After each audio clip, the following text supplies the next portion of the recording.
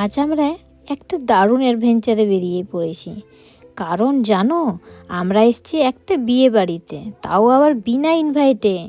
শুনতে যত সহজ লাগছে, ভেতরে ভেতরে কিন্তু আমাদের হার্ট ফুল স্পিডে চলছে। কারণ কখন কে ধরে ফেলে সেই টেনশনটা আলাদা লেভেলেই।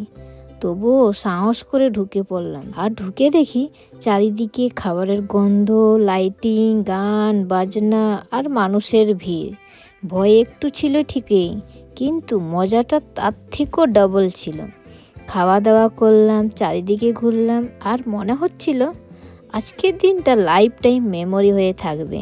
এটা হচ্ছে আমাদের ঝাড়গ্রাম ডিস্ট্রিক্টের পৌরসভার এলাকার যে রোড কন্ট্রাক্টর হয় তার মেয়ের বিয়েতে আমরা গিয়েছিলাম। শেষে যখন বের হচ্ছিলাম তখন মনে হচ্ছিল, আরে বাপরে, কেউ কিছু বুঝলো তো না।